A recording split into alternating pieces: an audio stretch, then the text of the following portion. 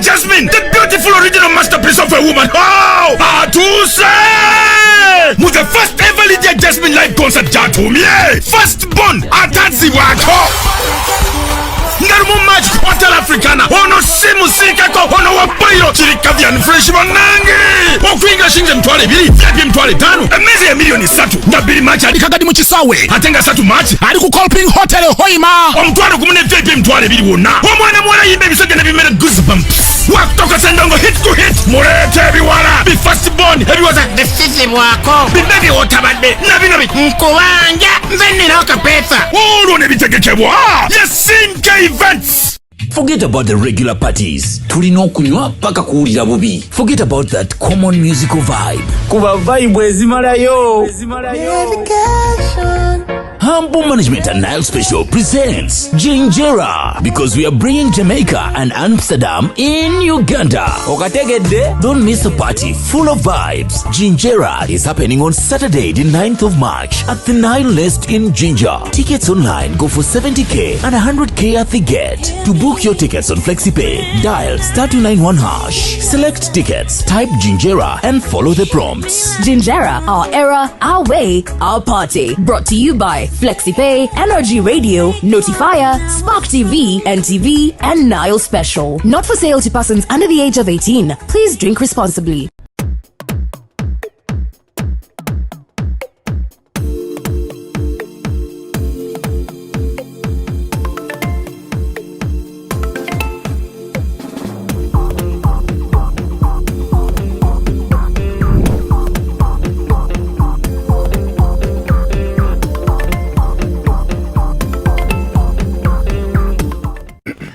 Welcome to yet another edition of Kasuku Live.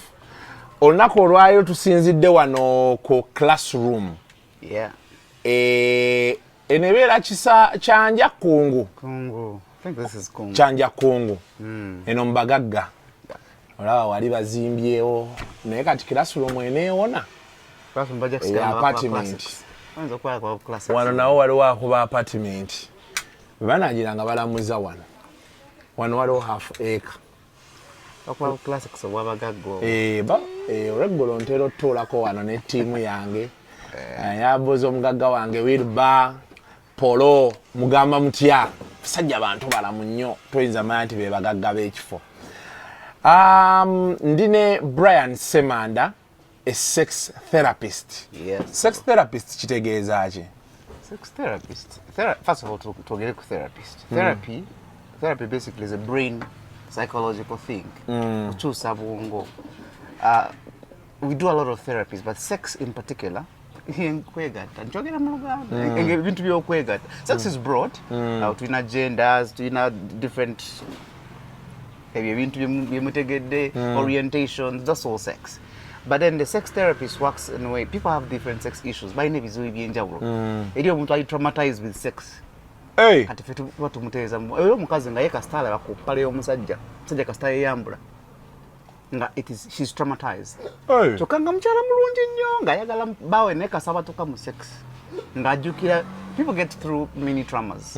Eri abana ibare pinga niyo mwana omwala ba murepinga okuvanga na myaka 6 paka nga myaka 19. Uchimanyi ne picha kwa chisirani.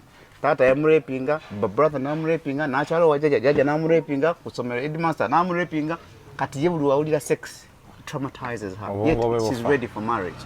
So therapists, we help people tune them to understand and accommodate things in a happy, safe way. So our job is to tune the brain, the mind, of course with a bit of psychological help. So that's what therapy is. So sex therapy, tukola kubya kwe picha. Ne challenges eziyita abantu balina different challenges kasuku. Ezokwe picha. Different challenges. Nze nako omusajja yankubira ese nagala Brian no nekizibu nze mba ngamala. Nsesema buseseme. Hey. It's a disorder. Omusajja. Ye bwaba amala asesemera mukazi. It's a disorder. Iyo. Kati bina bitusange bizibu. Kati abantu abalina those weird things. So that couldn't be weird. You know musajja nga yetagala kulira kawo ka mukyala. Tayagala chiunyumya jinechi nkase tayagala. So we have to tune people. Abana bambaina OCD. people see these obsessive compulsive disorders. Nga bwawulira omuntu nga alina kaawunyamu akatali ka bulijjo kimutamya sex. Ninako n'omukyala ye yagamba tayagala mukwatirira kuba omukwatirira omutamya gwe jangu yingira tandika.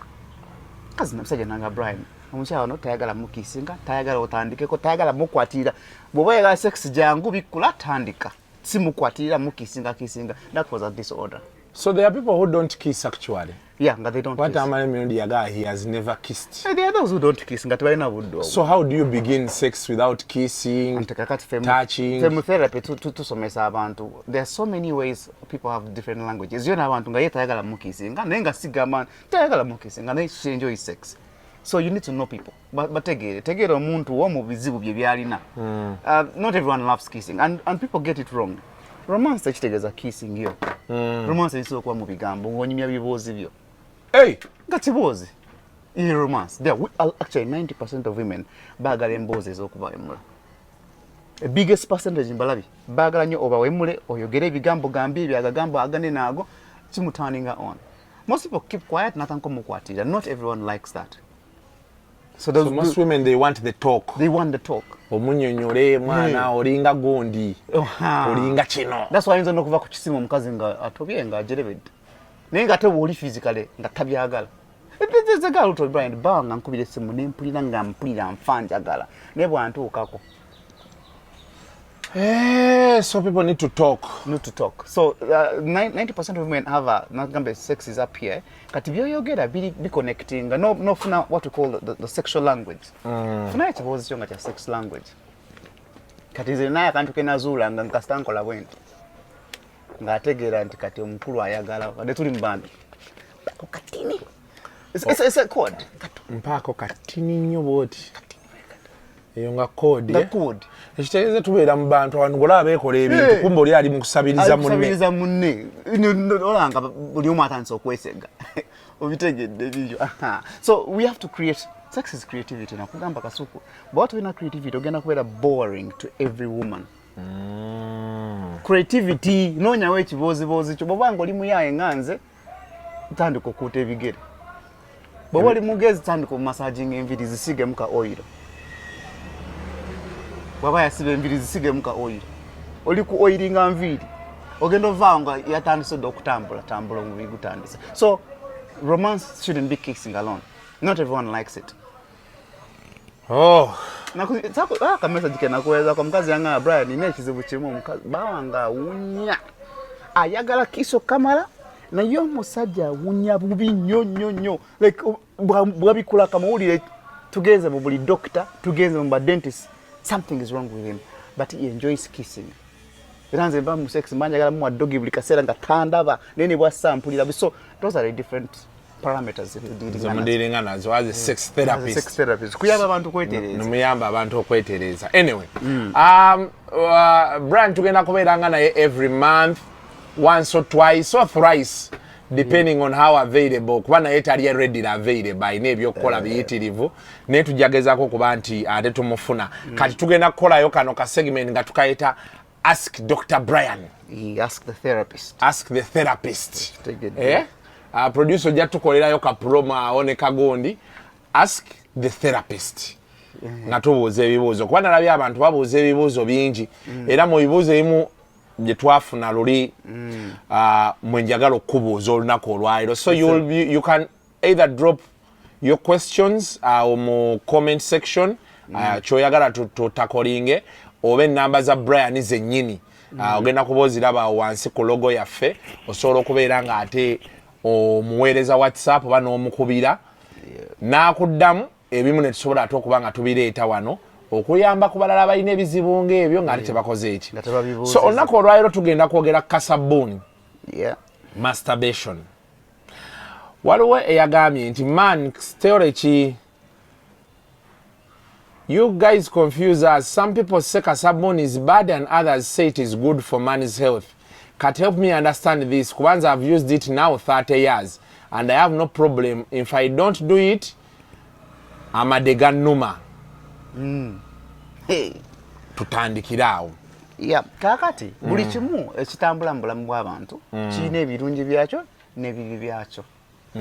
Wekibeerera ekibi nga gufuusa omuze obanga kitandise controlling obulamu bwo twaberanga mu class edda kasuku omwana n'afuluma mu class naye ng'agenze kuba Kasabuni ngadduka mu toyi n'asooka akakuba abaffe nga afuluma class kati ekyo kiba kifuse compulsive state kiriganga n'omuntu aganze simba sinywedde kofi seebaka kitegeeza kitandise okukosa obulamu bwo oba bagamba nze besitanywa ku mwenge si pimpina kiba tandise okukosa obulamu bwo oba otandise odipendinga ku kyo sekyandibadde kibi naye bw'otandika okuba nga odipendinga ku kyo masturbation si mubi n'akatono eriyo myths ezimwetoolodde mu ba different people aboogera kino ne kino simanya aleetera obutazaala infertility ebiki biki those are not medically proven they are not medically proven tukoze research ezimala abantu bakoze n'omusajja yangambako ye masturbating nga ali mu P2 babadde yakusomedda yatandika n'akazanyira mpola naye kati alina emyaka 63 yagamba ye tafunawo kizibu naye bw'atandika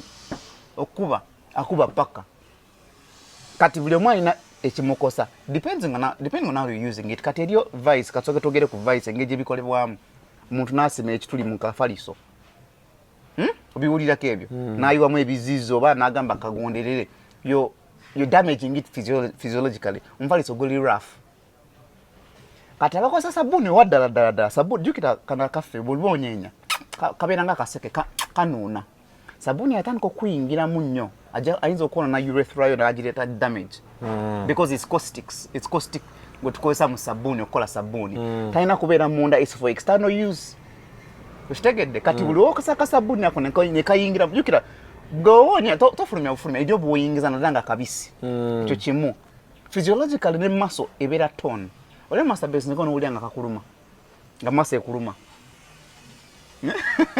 n'owulira nga muscle ekuluma ebibuuzo ebimu sijja sobola biddamu mwami Brian n'owulira nga muscle ekuluma because of how you're doing it you're using so much energy eri n'omuvubuka bambi yayulika yali tali circumcised naye lwakuba yali akozesa maanyi nnyo otuuka n'ayulika kano akawansi ne kayulika it was such devastating pain na bleeding throughout n'abeera traumatized for that so kakati physiological damage eyinza okubaawa based on what you're using be basajja eri abasajja abakola ebiri rough ennyo n'omuntu nga ali kantu akali rough it becomes nawe ufuna akantu akali smooth and soft funa ka oil ka massage oil I used to teach people how to use masturbation to last longer, to learn how to last longer.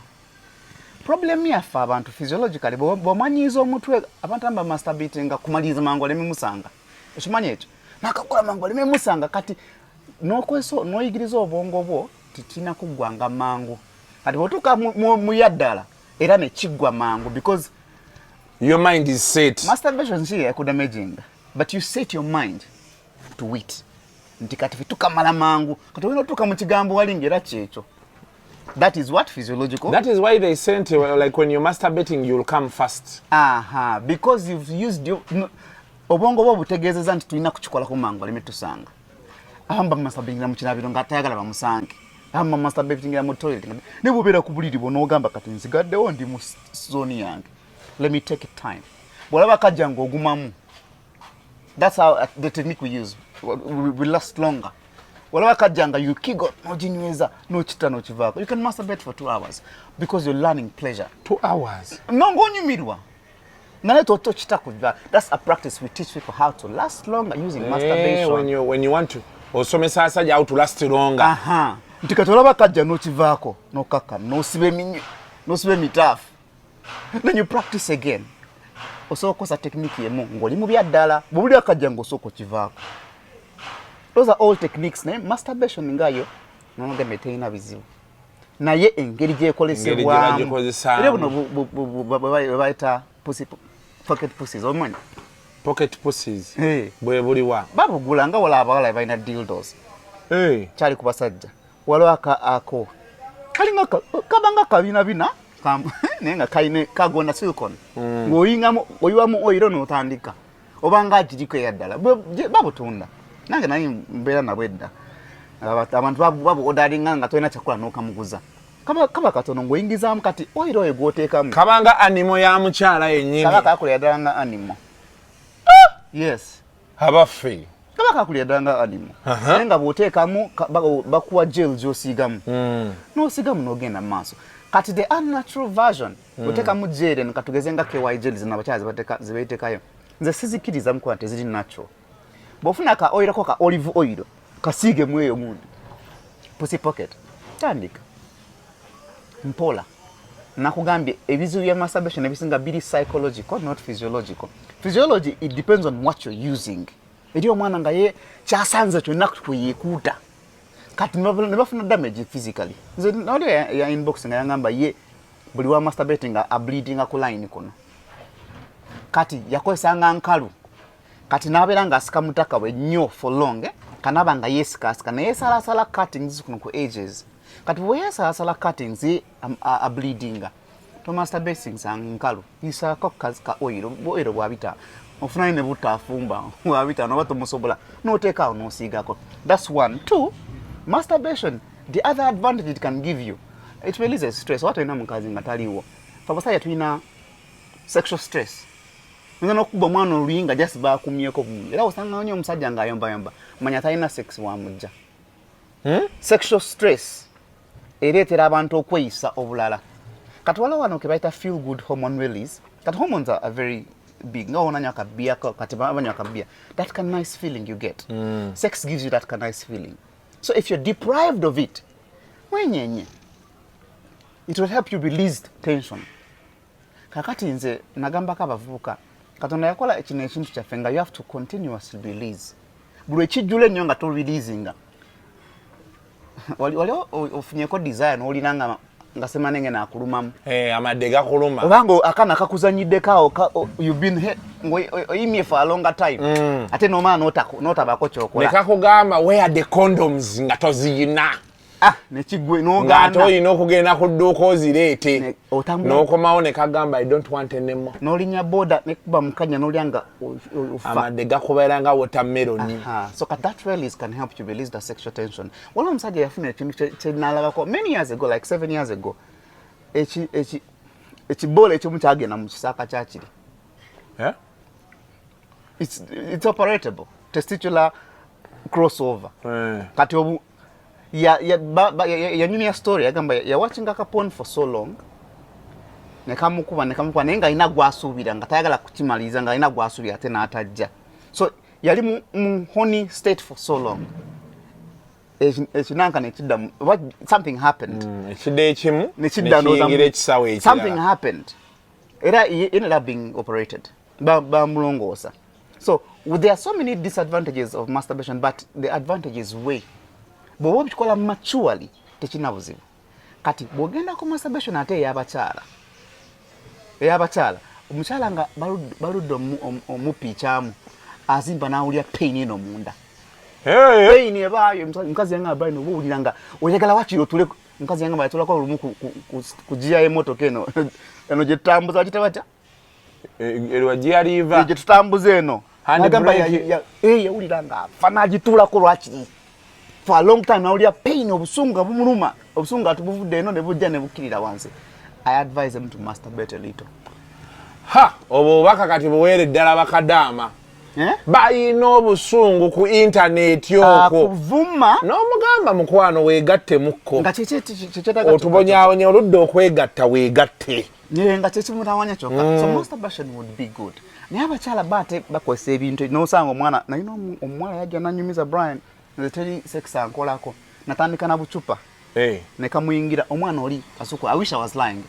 My chupa ya feni ya minota nene H10 ya half 1.5 liters yalina dildo nga yenkana bwete abafe kati yena ngamba teri sex wa musajja yenna asobola mumazisa ezo the physiological damage ekicupa kiba kijaayo si kinene nnyo mpotidde kati yatuka mu vices enjawulo yasokera kupita bino nate buli kimu kiyingira mu gundi likasoba ngoli red nagamba ye teri sex amukolera ya sex yabivaako era goyingira nga taina kyawulya because kati wala beko dildo kasuku azabakyala all dildo nkati ze nali mbera nazo ngaina three side effect ngaina olulimi effect e vibrating nene e suctioning musajja kyasobola okumatchinga power eyo kati oyo mukyala wagimanyire nnyo eyo nona system ngata kyafiringa ne balyoka batulangira obutamalako naye nga bambi kyazakoleza for a longer time it has changed everything.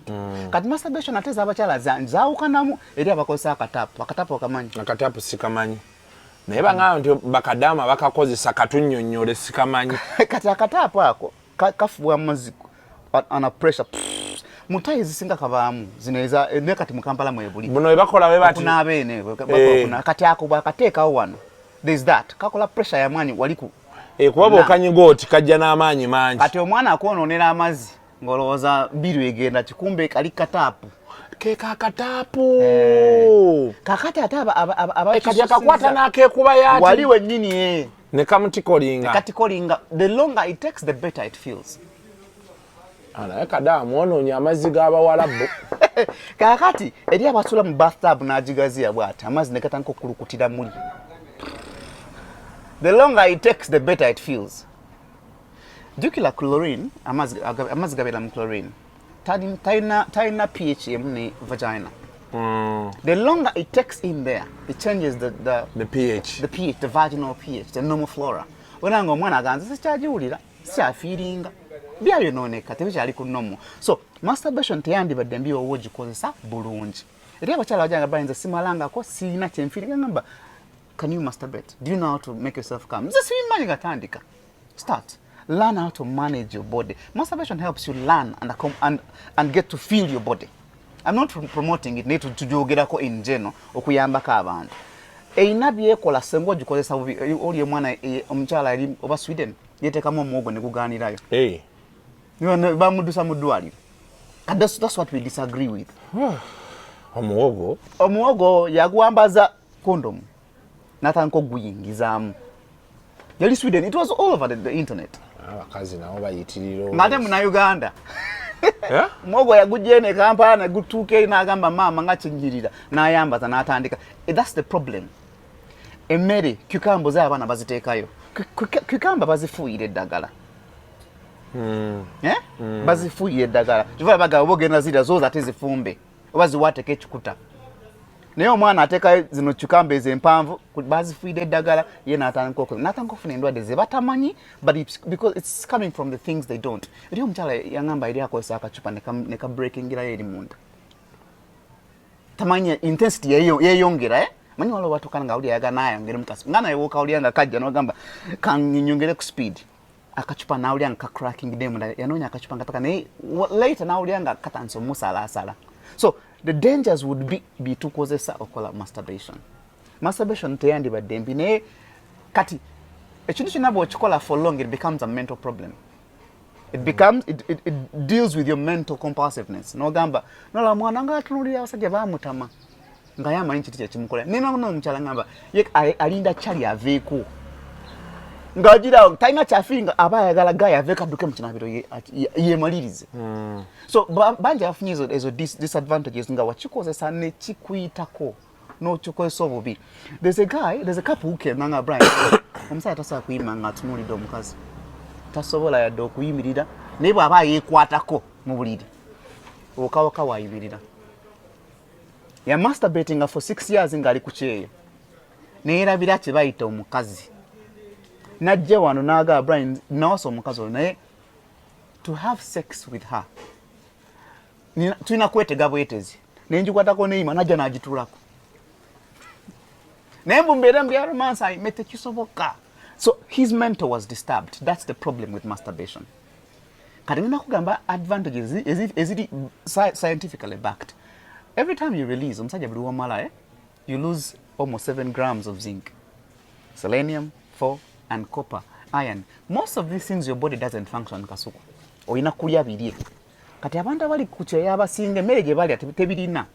Balya bicerekyere ebyo. Kati buli wa releasinga your brain alagana amazzi getumala gafaana nga your brain water and your spine water. Kati bw'otuuka ekirala ng'onyenya teri kijjayo, your system starts borrowing. Waliwo baseko n'omukyala n'olya nga oli dizemu. Omutwe nga gukulumaalumamu just oli dizzy. You've done this.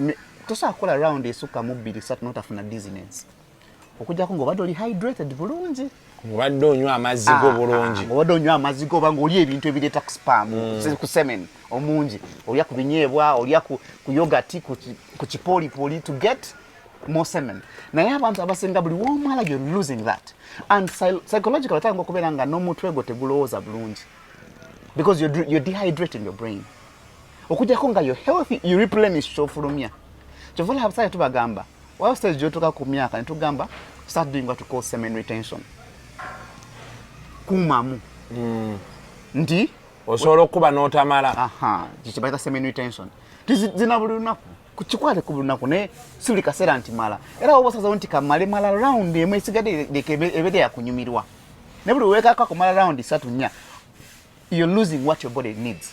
Now, kiki kye twetaaga ku zinc mu mubiri gwaffe? Your muscle strength, your skin complexion, ne type of hair. Kusanga omwana muto afunye enkanyanya. Naye nga muvubuka muto. Zinc tewali. It's like a supplement to your body, but you're losing it through that channel. Then you're not replenishing it. Nosanga omwana muto, myaka mitono naye ng'olaba face ogitunulako erabika nga nkadde. Omubiri gulwaninze. Your muscle also, your heart also needs the zinc. The muscles rely on zinc, so you must eat it. Lya ku binyeebwa, lya ku flax seeds, lya ku cashew nuts for that purpose. So masturbation kye kizibu kyaleeta. Osofuna health issues or health condition depending on how you've done it. Twakolako competition mu kusomero. Winner stays. Okamanyako? Ani ba masturbating ani asigala waggulu. Noba wangula. Sijja kwogera bingi. Ani asigala waggulu. Nga you come no continuing. The thing about masturbation, oba olowooza nti ngenda kukola 3 naye okola egyo n'ozikira. Okimanyi? Kakati wali abasobola oyongeramu omwo. Bakikola. Kati waliwo otwafunako problem awo. Mwana masturbating almost for 8 hours. Yafuna compulsive state. Tubeera awo nga teri kijja nno. Naye ng'oli ku kantoonyeenya nga there is nothing coming out. Otuuka ekiseera nga wakitandise okumala empewo. Ng'owulira omaze naye nga teri kizze. Kati the more you do that, you're damaging your system. Kati there's disadvantages of masturbation. Wala muvuka mukulu yangu era nga ye atuuka ekiseera ng'awulira eri akajja nga teri kajja. Ne watuuka mu sex n'atuuka ekiseera nga yasobola okuba nga tamaze. Yampeeza ngamba ye yakola nnyo masturbation to a level nti kati ate bw'agira asobola esaawa 2 nga tamaze. Nga tamala. So those are the disadvantages that it can cause. Naye nga they are not medically dangerous unless the biokoze says. So basically masturbation is about how you do it and what you use. And what you use. So for you advise people should move to oils. Something soft. And being gentle on yourself. Like do it to enjoy. Don't do it to jack. Muzungu bacha jack off. Chijeko. Wejeko. Kakola okanyumira. Chodduka olina gy'olaga. Emamba beera mu bed space bambi tayagala bamulabe neighbor nga kabirira mu mpola. Obitegeera ebyo. N'oli omwana anyenya kitanda bambi yagala kagwe mangu, but learn to do it with a kyetwandise fun. Kati mu luzungu mu therapy ka tantric sex. Olino osanga omukazi amanyi sex kasuku n'akuyisa kyetuyita tantric sex. Ojja kunyumirwa. Akola ka massage n'oyima oliiga. Nabanga uli oyagala kukimalako n'akubuukako ne mudda mu kuzanya n'osigala mu trance ya sex for a longer time. It's a beautiful thing. Watch it with a vaginal or genital orgasm, body orgasm, and brain orgasm. Kati abantu abasinga masturbating ennyo, you stay only on that genital orgasm. Only kakomaawo. But if you get your body used, olaba kajja n'obivaako, your body will feel very good. You can do it for an hour or 30 minutes, and you're just enjoying it.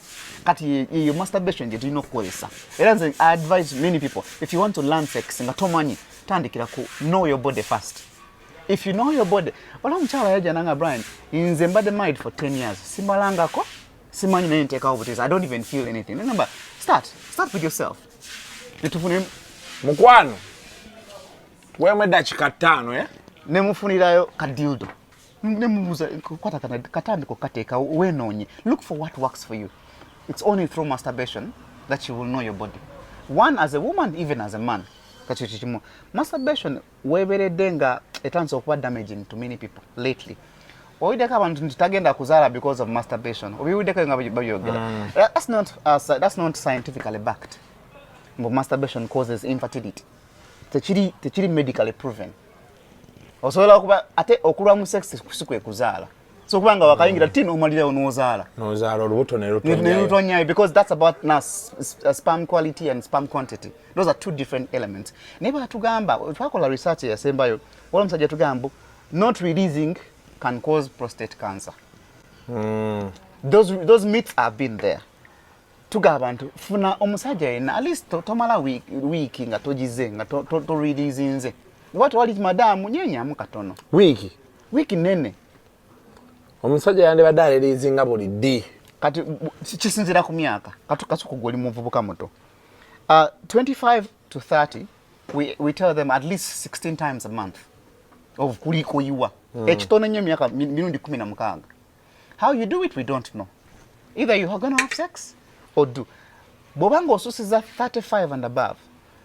Do sex regularly but release 8 to 10 times a week. Because now a month, a week. A month. Gezesa kasuko. Mala week bili nga toina chokola. Nga toeba kana mchara wa. Nga tonyenya ogenda laba quality of muchira. Your erection is going to be much stronger. Omanyi rachi? You've retained much more zinc in your body and you're eating well. Ojanga gwimye bulungi gukaluba. Nebo obo chikola bonaku gutekesa ne gukola chi. Negwanga wala gulebera mu. That's how when you start doing exercise that are going to make it. Kati nze wacho njigiza mu sex wo masturbating. Ngabokola kigo or partnering your brain, your whole system to work together towards a very good goal. Nyabana basenga bachikola fwaga like they just do because it's fun. Na chikole with purpose. Omusajja yaje nanga Brian nzigola banechizo. Malira nyingira. Kasanda kuchijanja lo. Tamu kamba nyingira wento walo mkazi yanga mayamba condom ne malanga nyambala condom. Yere ajiteka ko bwati na amala. You see that sensitivity? Ajiteka ko bwati na amala. Excitement yitiro bungi. When you get used to your body, techiko exciting amango. The other thing kati bantu batali circumcised yebwa awulira ko wetness eri. Nafa buominata. Bobanga toli circumcised. No one tebali circumcised. Na bakazi ba confusing kasuko. Zina bakazi baje nga Brian omusajja atali circumcised awo mabitya. Kati chabu bagenda tukozesa ensolo. Banja wulo nanti. Aito binonyo bisako. Tebisoboka. Jukira kati mukasuko omuntu atali circumcised ola muzungu yangamba omuzungu I like how it glides in and out. Bwe chefunyula nga kigenda bwe kidda they like the feeling. Atene chira omuntu atali circumcised olubo oyingira bwa tatandikira okuwulira obuwomi. Naye gwe yafukanga nako nanti. Nako julira. Kati oyingira munza tosanyalira omango kujango kirowozezaako mango. So that's the roughness. So for us who have the nyamba bantu 90% of men masturbate. 95 have masturbated. Kati tulimeke webuzabuza. Kituufu. Kakati amba bikola because of different pressures. Nenze ngamba nyabantu toerumya. Bulamu bwa kiseera. Weekube Kasabuni wo. Sabuni na mugoba. Sabuni ali anti bakayita Kasabuni bakozesa sabuni oli nomusanga ali ku blue soap nomga mukoma kati funayo ka oil akalumu blue soap obunya wachi funayo ka oil oji massaging oji naye the thing is tulina okukiriza nti masturbation tekosa basajja bokana abakyali bakosa wala mkyala yankubye nga Brian kubulire nze masturbate nze gola to a level that nsobola n'okubeera mu taxi and I masturbate nga tewali ategedde Ningata bisambi byange nenekuuta nekagwa. Tuwene meeting ku mulimu ne masturbating. Ngalaba kasuku ati. Ngali ku office meeting ngalaba kasuku ngamuli ya bisambi. Abakazi. So munkozeseza. Kata ekizibu ky'abakazi bambi ate wekijidde kikosa ffe. Kasuku ale kudde ko mukazi nga abadde embachi. Nga embachi chechi. Nga muzibu tagenda. Mafia. Balowozeseza abavubuka bano bambi nti talina kyakola. Katukunze wala omukyala yanga I've used dildos for the last 18 years. I have over 30 dildos. I have all sizes, all different levels. Nemugamba naye nanga sagala basajja ne Brian naze Kampala omwana yankoze ebintu omubiri mugwanjawulo. Njagala mpenga njogira n'omuntu. N'abakosa dildos nabo tukesha na ulyanga yagala yogere n'omuntu. The only difference is yaga Brian oba owulira bambi omwagala naye nga tasobola kukola dildo kyekola kati nabeera ogwanga omukazi nga alimu naye olina gigula so that you match you play with it zanya naye obeera ngonyumira sex tobeera rigid nze ndi wamukira ndi wangalo paka learn how to create stories kozesa kadildo katekwa wano kungulu gwoyingira eri be playful with sex wekijja okunyumira but if you're so rigid bwosanga ya masturbating ojja kuutoka owe obive nako so abakyala babeera ne effects zaabwe naffe tubeera n'ezaabwe but the advantages outweigh the disadvantage naye naga bina biva mu bwongo so everyone who has masturbated there is a way back bw'obanga oli affected physiologically kubanga eri omusajja yangamba yagenda ng'aweza inchi nga 6 kati alina inchi 3 yagenda aweza inchi 6 kati alina inchi 3 on full erection nno ebwero yagenda ku kyeyeeyo ng'alina inchi 6 batugamba nti omuzira gukkuba akantu ne keefunya kati n'emmere ne kabeera mu ndiiri nkabeera mu n'emmere gye balya basically the food kati gattako ne challenges za masturbation eyinza okukukosa nga onywe okola bibi kati so for us we believe that bw'oba osazeewo nti ku masturbating have the informative side of the story va ku bintu byokolako byokozesa wala omusajja bambi yangamba yatuka ekiseera nga niwaba yekuuta ku mufaliso nafuna bruises kuno konna joko mokuta skin ogikosa kati nafuna mba kati ebaye elijja lifuka nako nga yafuna obuntu kumutaka because of the users so I believe everyone masturbating but what nakukosa it's okay but what you're doing is the problem. The other research we did many years ago about masturbation and your brain power, your thought pattern, engage your every time you engage sexually, you feel good about it, but later most people get the compulsiveness of their brain pattern is disconnected because they're misusing the hormones. You know, every time you use your hormones in the wrong channel, that's why people start even raping. Their sexual appetite rises because they have sexualized literally everything. Ngabulichimu sexual. Alaba kasuku ku TV yao yenga alaba kasuku live nenga chali keno wansi. Ngali kasuku yenini. Bankozeseza. Otuka n'oliro mbiri nga gukuluba n'ogamba kiki kumba abakazi bakumalawo obumazi so kati bakukozesa nga tomanyi if a therapist wetufunye obuzibu okukyusa obwongo bw'omuntu nga yalookingirayo kyekiba ekizibu ate I don't advise anyone kugivaako. I advise learn how to use it better. I think the takeaway for today, the most important thing kyotugambye nti masturbation simbi, how you do it and what you use. We wava obuzibu. Bwefuka compulsive efuuse buzibu nova kali munoduka muto inoso kikuba noddayo. Letera omuntu okubeera guilty by the way. Okimanyi obeeroza nti bakulaba bakutegedde. Your confidence dies. Most people who masturbate lack confidence. Kubanga alowooza buli omu amulaba. So that's an emotional pattern. Kyekuleetako ne psychologically you get tortured. Muli mu bwongo omanyi waliwo akimanyi. Bwanga oli bold ngaffe bakomando. Okikola n'osigala ng'onyumira obulamu. Kubanga no one cares. You don't care about anyone's opinion. But one thing I will tell you, bino bibadde bagamba nti eri abantu abatunda eddagala nga ali ku TV ng'asomesa omuntu masturbation. Ninge gyabisomesaamu just is a selling point. Nywa kano kajja kuwonya masturbation. That's not true. There is no medicine for masturbation. Eri abantu begamba ina kudagala ya masturbation nga kikyotegeeza. Anti tulaba abambalanga dino dagala liwonya masturbation. Masturbation is not a disease, it's a psychological thing and it's a habit. Okujjako byerese bobanga oli damaged. The after effect. That's why weetera ku ntengo jero anti kati after effect enzo kuba yatu wamanyira okujja mangwe kati nemutaka n'akimanyira tukyusa bwongo mpola ne tu boostinga physiologically tufuna ntengo jero massaging on a regular basis. The menthol there makes you feel used to the feeling.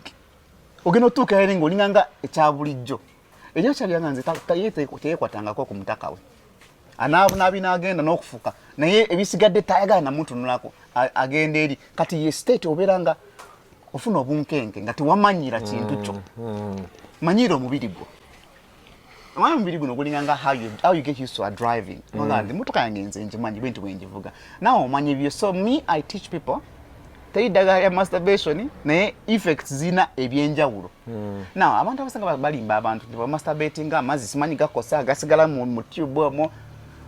Never having a sex normally. Era gasigalamu. We draw back because it's a whole system. The sacral when it's releasing ngo genome gajira mu urethra.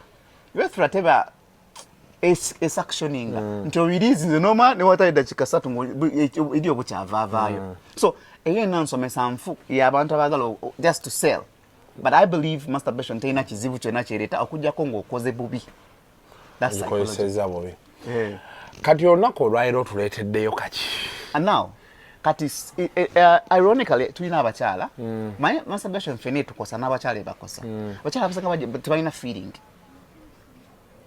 nga taina ya alina kintu alinganga alina bakuli there is no feeling at all nabaletedde ka vicham ka vicham ne ka follow me bwe buyambako oku restoring a system kati system ne double pia era be munagira nti kasuku live teraga tuina omanyi abakazi balina physiology yabwe teringa yafe jukira ekyabe ki kasuku ensujju ejo labe eri complex ennyo ozo ine bituli bimeka nze ozo ine bituli bimeka ensujju yabacha manyi bituli byayo wala kino kye mumanyi main headquarter kati wala naka kali awagulu the urethra akafuko musulo kati eno kubisengesenge omanyi fene bwe yakula ngombi kudde boti bweto naye bwe yakula munda buli membrane that membrane of the vagina it is horror ilo tuli bungi kati mulimu kyaita bathroom glands. The bathroom glands are responsible for the wetness. Bwezibanga omuntu osobola okuba wet naye nga tayagala nosanga omulala nga ayagala naye nga mukalu nosanga omulala nga ye talina awulira nga atalina kijanjaalo kino ekyokungulu kino nakyo kigwerera bwakiyitiriza nnyo kikuutakuuta naye omukazi naga nze sikyalina biini yabula ate tekyafiiringa bangi the inbox biini yabula ate tekyafiiringa kati oba oyagala efiiringe jiwa obudde wala kano kavicham tokateekayo ng'ogenda kukola oyinza okukubira abantu engalabi olaba honey guno mubisi gw'enjuki it makes wherever it touches it makes it wet bw'oteeka honey mu kamwako katono ofuna amalusu mangi nnyo akamwako kakulamu nga kituli ky'abakyala ekyo the membrane looks almost the same. When you drop a little honey inside there, it makes it wet quickly. Wet? Quickly. Nakateka mko cannabis. Cannabis, the rose pear. Cannabis muluganda cheche. Njaga. But the medical version, the CBD version, seri jemufuweta. Bojiteka mu, it excites your bathroom glands. Nuliyanga, sibi ya bulijjo. Chechimu kakati ate kano bakaita follow me. Okavicham. Producer jango tukwatire kavicham. Producer sebo. Kavicham ako kolaba. Kaina che kaleeta munda mulino uliranga etanso okukankana. You feel it. You start feeling good about it. Okafunako abakyala. Kati ninyo lito no sonse kai no sigayo no bivanako. Gano uliyanga nga bakusirira because your bathroom glands are sweating, are getting wet. Feeling with tani kiro kujja notanga oli abambi oyagala nezikomawo abakyala fa basenga bambi ateka obutesi nenga tayagala na kuteerawo no feeling zagenda byakozeseza bibadde bingi kati kano otekayo ng'osuubira mu mulimu kati ate ono roiko ono kalepada nagamba ekizenyayo kiringa nga nkoko. The vagina is like chicken. Omwana asobola gikutokoseza kasuku ekuwoomera oba ozungazunga omwana akuleta chicken tikka masala.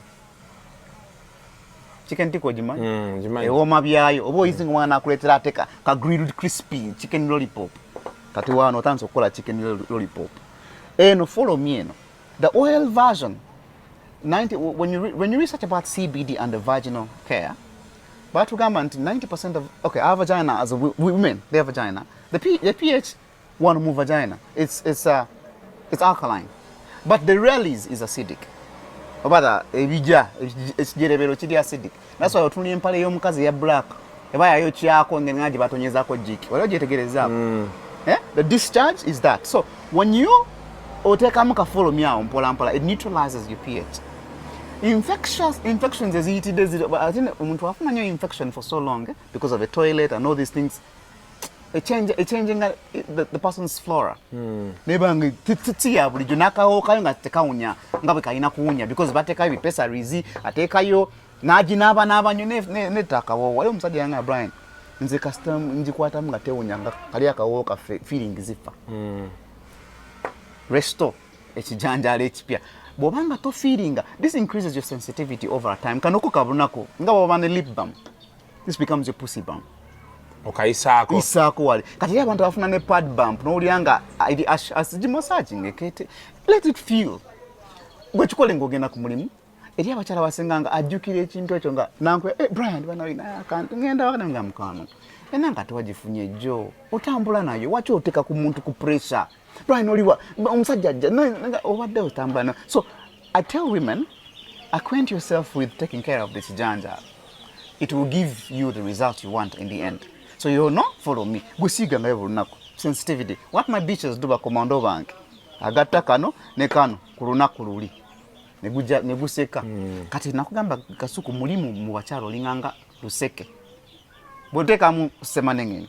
Abanga luseke. Before nga tonna yiwo mukyalo oba onunyeyo. Katebeza ngo nuna kano kalima akabiseke njuki kano ka CBD connection eyo la omuntu ayagala givamu. Just warm because this member nabaga abachala bagamba nnyo abasajja tebamanyi sex naye omwana akola ebintu ng'owulira nawe oyagala okivemu. Okana kwebuuza omukazi oyo yajjeewa kawundo nema yawomye kumbe buli lwowooma ofa birungi nkugambye. So kati okuwoma kuva mu ndabirirayo. So this is follow me nga bw'okalaba wano ne bagayi bakomando tubukoze nakano kati usigako nga tamanyi nobanga massage nga as if oil jukira kano ka increasing as a sensitivity kati agenda owuliranga ate tayagala bivaamu ate lujo tabyagala kati goba massage nze as if massage nga kumbe osize mu forum agenda jigwamu nga si eya bulijjo ono vicham neto ono vicham mama tomutekayo ng'ogenda ku office ntekeyo ng'oli waka ng'oli mu bibyo kakati wakyo ekola ne V-detox kati abakyala bagenda into their period. It changes the metallic flow, the iron flow of the blood changes their all vaginal concept. What you do, Obama says to steam if you're doing what we call seas bath. Seas bath, aba costo bajiko esanyate kawanso steam na abikawe chigoyi ne nanka ne sa ngabo gena mu steam nawe. Kusanga mukazi nga ajigaziza mu steam ajikuba kubamu. Boteka ka V-charm because it makes your vaginal walls sweat. Kati bwe sweating ekola kya detox nefulumya buli ki kasukwe enanka etali mbise bandwadde katonda yakola nanka eyo ng'erina okuba wet 24/7 nga bw'ojjawo empale eyo nga nkalu omanya waliwo ekizibu erina okuba wet buli kaseera. A wet pussy is a healthy one. Yaga ukwata nga nkalu era n'enkalu zine ng'eje concentrating akawone kawanga kawunya nnyo ate akasuki naye nange egirebedde sisa gikukubira kifaananyi naye ogimanyi kati nagisanga wassibu abantu ojja balowozesa ebintu toyinza kuba kugira emyaka nga togirabangako. So that's me. I really love nze mu bintu byensinga okwagala I love the vagina. Kati no katonda yagikola ngeri healthy. Bamba mama baffe balina ebintu ebasomesanga abaana abawala bw'ogikuma ngeri healthy efuuka ddagala gy'oli. When you keep it healthy, it becomes medicine. Weesala akagalo ng'okasazi funa mama omugambe gwensiigira akaawo siige mu bwoya nga kawona omwana aba bleeding ngola okujanga nkalu olanga omwana kantu kamusaza oba ayidde siigawo bwoti okwatayo n'osiigawo the bleeding will stop. Collagen restoration.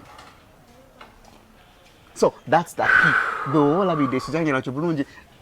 Masturbation abakyala be bakosa nnyo ate okusinga ffe banga beekosa oyinza okuba master mu lulimi bwaga mutaka aganye bena tebisobola gaana mutaka bwagaana master de lulimi oba engalo omanyi kati ate nakuyigiza engalo si ekyo tewazinjigiriza.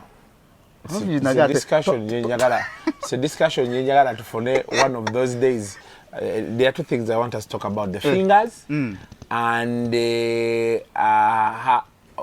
exercising animal. Those two things. Those two. Njagala mu tunayogerako ndowooza next time ebeeremu the fingers and how to exercise. For the animal. Ne gibeerawo n'obeera ng'oli strong kintu ne kibeera nga kitambula. Exactly. Naye nze buli musajja kano kagule. Oba mukyala naye weekoleko. The one thing I've learned is sex anyuma nga tewali bunkenke. So ng'omukazi paka n'abisinduka n'agwa eri n'adduka. Omukyala yaŋŋambako Brian kye watukola. Nasanga kano half of it mu mmotoka ya musajja wange. Naye ate nze nkamanyi akange mbuyina mbukweka. Naye nakasanga mu mmotoka y'omwami nga kali half. Mwana yali yetetekanya n'akeerabira mu mmotoka. So brands nacho enamba zigenda kuba ziyitawaawo squeeze back zaffe muzimanyi tuziina waliwo ate agenda okunkubira kasukumpa ku namba ya brands nacho kati natandise oba referring nti ddayo ku video girabe namba ogifune bajja ne mu office mbalabe ennaku zino bajja office yaffe eri wano Kyanja. That is good feedback. Sitera nnyo okukwata ku kintu nga nkitambuza nkipushinga ne kigaana Katonda abadde akyakimpadde ekyo buli muntu gwe nkoze naye afunyeemu. Ate kasuka olina gwe kyoleetera abantu you freely express. Kati ate abantu bakonye ebintu ebyokuba ku bunkenge too serious organize no ogenda muntu nakugamba yambala esuuti ne bikutama. But I like the fact that we are free. We are having a discussion. Tunyumya byaffe ne binyumira abantu. So that's one of the things. The other thing I want to tell you, Kasuko, Bobanga ne oliva mu nsi eno, people will always remember that you brought for them information that helped them. Information that helped them. Tewali kisinga ekyo. Information yesinga. We don't want to sell, but to teach people what they need to know. What they need to so that's me, and I'm also blessed for that. Get information, use it the way you want. Ebisigadde, God will bless us. God will bless us. Ne mu byonna nga tuvaana. Mwepiche. Suko sex anyuma mwe mukazi go ngomma musajja ekintu ekyo teri pain gyosobola kuba punishment gyosobola kukola musajja nga kumummako ate ne ku bizibu bye tuyina ate omuntu akumme ofuna omukisa nga bakujjamu abaana bawe bannaabwe kyokkola tewali. Until next time. There is no time runs very fast when we are talking about these things. We are already 40 minutes into the discussion. Mubeere bulungi. God bless you.